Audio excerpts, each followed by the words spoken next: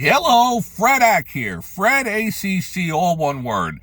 Alrighty, welcome to Day Trading 101, number 6. I'd like to thank you all for being here today. And first up and foremost, this is not financial advice. These are just the things that swirl around in my head. The day trading world was the love of my life. I extremely enjoyed it.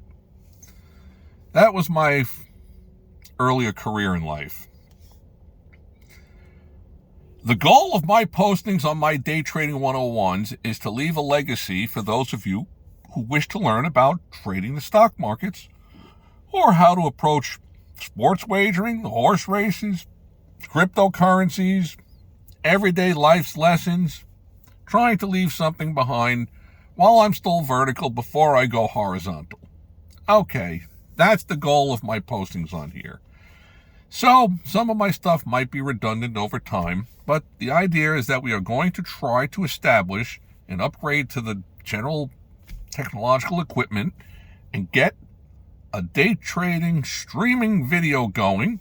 That way, I can interact with the stock market and people can see what I'm looking at.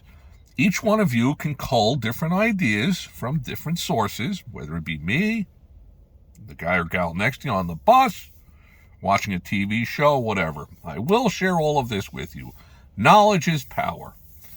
And my concern would be careful of all the people that are hawking all the get-rich-quick schemes. Here's how I will try to debunk those things. If I had some system, foolproof system, that could not fail, the last thing I'm going to do is probably share that with tens of millions of people. Because if tens of millions of people start to do it, then that system will probably not work. So each of you has to develop your own style. Okay. There's a lot of different subjects to cover on Day Trading 101. This is my welcoming to try to cover some of them. Let's go with the mathematics. The simple mathematics are, and if these don't make that much sense, that's okay. Rewind it, play it again, Sam. I use a lot of analogies to try to transpose the ideas that are inside my head into you guys' heads. Any comments you have, much appreciated. Try to answer the questions. It's only 60 minutes in an hour, 24 hours in a day. I have this thing that I occasionally do called sleep. That's why my eyes are half closed all the time, because I don't get much of it. But be that as it may, let's get back to the general mathematics. Okay. So let's say we'll take X amount of shares. You buy 100 shares of a certain stock and you sell it. And each time that you buy that 100 shares, you make one full point, which is $100. And when you have a losing trade, you lose a half a point, which would be $50. So if you could be right 5 out of 10 times, you're going to be very profitable doing that. Now, you can tweak those numbers upwards and downwards. You could try to create a better winning percentage that you're right 6 out of every 10 trades, or 7 out of every 10 trades. And even if you're making less money, if it's only 80 cents on each share, on the 100 shares, and you're losing 50 cents, but it's only on 3 trades out of 10, and you're making money on 7 out of 10, you might be that much more profitable. An example. Skewing the mathematics to try to transpose the ideas from my heads into you guys' heads. I go to the local beach nearby me and I sell hot dogs on a Saturday. I sell them for $2 each. The hot dog and the roll cost me about 10 cents because I'm buying bulk. So I'm making $1.90 profit. And I'm selling about 100 of them on any given Saturday. And I have my peddler's license, or I don't have it, or whatever. Nobody's bothering me. Whatever it might be. Just focus on the mathematics of it. So, I sell about 100 on average, and I bring in $200. 10 cents on 100 of them is going to be $10. So my net profit is about $190 for my time spent. So I lower the price to $1 a hot dog. They're still costing me 10 cents each. But instead, I sell 700 hot dogs. So 700 hot dogs with a cost of 10 cents each is going to be $70. I brought in $700, so I made $630, a lot more than the $190 that I made charging $2. So there's a sweet spot on the bat for hitting home runs. The Loeffler curve, many different examples of this. Loeffler was I think a politician actually, but I'm not even positive. You always want to check your homework and check FredAC. Check out everybody. So I'm tending to ramble on and on and on about all different things, but that's the whole general idea of it, that you can tweak your win percentage, the amount you make, the amount that you donate, you lose on the losing trades, and you're not going to make hundreds of trades in a day and have all winning trades. That's something that's one of those psychological things that has to be accepted if you're going to move forward. A disclaimer straight up front right here. The day trading world is a very difficult game. I think it was J.P. Morgan that said it some 150 years ago, the game, or 120 years ago. The game is not played in short pants or knickers. It's played with real money. There's different forms of trading. You could be a day trader. You could be a short-term trader, couple hours, couple of days. Position trader, a week or 2 weeks. Or you could be a long-term investor. You're buying and just building wealth. Those are all definitely things to consider by the individual. Okay. So, bouncing around from one topic to another, I'm trying to stay focused, but I'm trying to give a pre-tutorial of the things that you want to think about. In the day trading world, there is something called Reg T. At least these are the things that used to be out there. I've been out of the loop for a good 20 years, not licensed anymore, had a lot of different licenses, the different series licenses.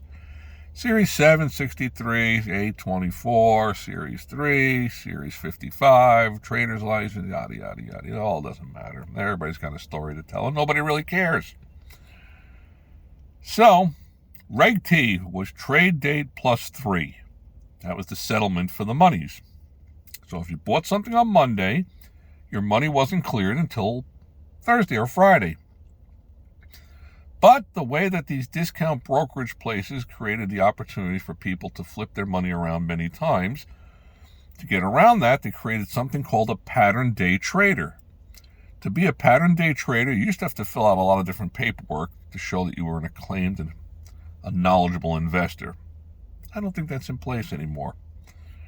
Whatever discount brokerage firm that you're at, they probably offer pattern day trading accounts. The pattern day trading account means that you need to have $25,000 in your account. If you have $25,000 and $1, they will give you 3-to-1 leverage on your money. So with $25,000 and $1, you could make a trade for $100,000 and $4.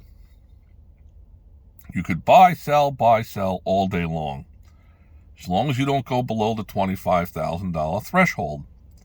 Then you will lose your pattern day trading ability, which means you don't have to wait trade date T plus 3, trade date plus 3 for the money to settle. It's somewhat archaic, and back in the day, I think it was designed so that the big money houses could make more money on your money, because that's what they do. Another analogy that explains how the big houses work. Let's just say you're 150 years, 200 years ago, you're with the whole group of covered wagons and you're heading to Oregon to stake your claim.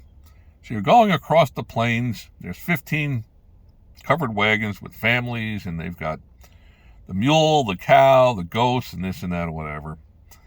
And along the way, one of the cows from one of the covered wagons keels over and croaks. So everybody stops. They have a big barbecue. Everything is used. The horns, the hooves, the bones, the gizzards. Everything has a place for it. Nothing's left. By the time they move out, a couple hours later, the next day, whatever, there's like nothing left from where Bebo was at after he passed away. It's kind of how they work with the brokerage firms, whether it's the discount ones, the big name ones. They're making money every which way that they can off of you, the little people. So, I'm bouncing around a little bit, but giving you a lot of food for thought on the day trading world. When it comes to the day trading world, or the positional trading, short term, it is a tough game. But there are certain things that you can use into your advantage, which I'm going to try to elaborate on in the very near future. Partly by the streaming that I'm going to start posting. And for those of you who are getting in early on this and subscribing, I think you're going to have a huge advantage over the others that are out there. I personally don't agree with signing up for this and that. I'm sure there's great courses on how to become, a classical guitarist, or how to paint, or how to do whatever, bake lasagna or whatever. But be that as it may, I'm putting these out there free of charge so that you can learn about the trading world. So what I recommend is you absorb what in one ear and filter it out, and only absorb what works for you. So, covering some different things. Let's go to the notebook. I mentioned the notebook in my day trading number 5. Someone commented on it. What about the notebook? It is critical. I believe, these are only the things that I believe. Everything that I'm sharing is what I believe from a lifetime of chasing money around the block.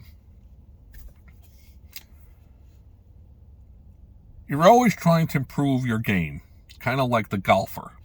The guy who golfs, and I don't know anything about golf, but it's you against that little ball.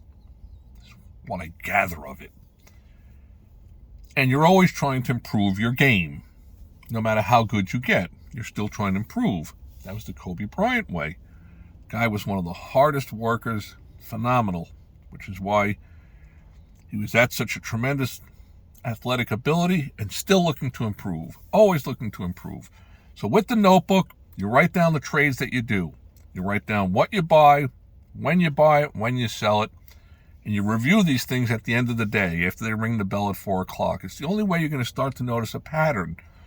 Gee, I'm making money the first 30 minutes of the day. I'm donating money from noon to 1 o'clock almost every day. Well, maybe you start to realize that maybe I should step away from dabbling on the game from 12 o'clock to 1 o'clock. Back to the day trading, pattern day trader. If you have $25,000 and $10 in your account and you apply for the pattern day trading, they're giving you 3-to-1 leverage. If you make a trade and you lose $50 on it, you're now at $24,960. They're not going to give you the 3-to-1. You're stopped. If you buy something there, you're going to have to deal with T plus 3 until you bring your account above $25,000 again. If you go down there and they don't take cash, you bring a check for $45, you're now at $25,005. You're back in the pattern day trading world. So if your first trade, you buy something, you make $20, you can rebuy something else. You can do that 200 times, 2,000 times in a day. In and out, in and out, in and out, in and out. You got to be a little bit careful with that because it turns into video crack, understandably. So back to the notebook. Writing down stuff in your notebook. In a certain section of the notebook, you want to have your rules. Anytime I buy something and it goes down, whatever the amount might be, you'll have to create your own rules. If it goes down 1 point, if it drops 50 cents, 20 cents, whatever it is, I'm hitting the sell button. I'm selling it at the market. Taking losses is not an easy thing because psychologically you're somewhat admitting that I was wrong on this one. But if you're trading 200, 300, 400 trades in a day, which some of us maybe have done, they're not going to be 400 winning trades. You have to learn to accept the fact that you're going to have losing trades. How profitable will you be at the end of the day, at the end of the week, at the end of the year? That is going to depend on how well you can box off the ropes. When you're caught on the ropes, meaning the losing trades, how well you can get your way out of those things is going to have a big impact on your bottom line, your profitability. All that being said, there's going to be some more tutorials being put out there. And The next one, we're going to try to elaborate on how you start to form an understanding if you've made a bad trade. Sure, if you buy something at $81.70, you buy 100 shares, and it drops down 30 cents, usually means there's more sellers than buyers. So what it comes down to is that what the price is what the price is. That's what it is on XRP. XRP is $3.11, $3.12. It's not $2.03. It's not $8.55. It's $3.11, $3.12, something like that. It is what it is, but there are certain ways that you as the individual have the ability to make certain amounts of inferences about whether or not you're in a good trade or a bad trade. Good trade, bad trade. That's what we're going to name number 7. Good trade, bad trade.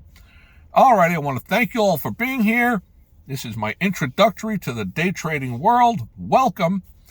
Any comments you have, put them down below. I will do my best to try to share some different thoughts. Let me start learning about how to upgrade the technological world that I'm in, and the lack of it, to try to get something streaming going so that we could all start seeing about how the game is played. Alrighty, how the game is played. I want to thank you all for being here. May all your days be winning ones. Knowledge is power. Fred Axe, subscribe.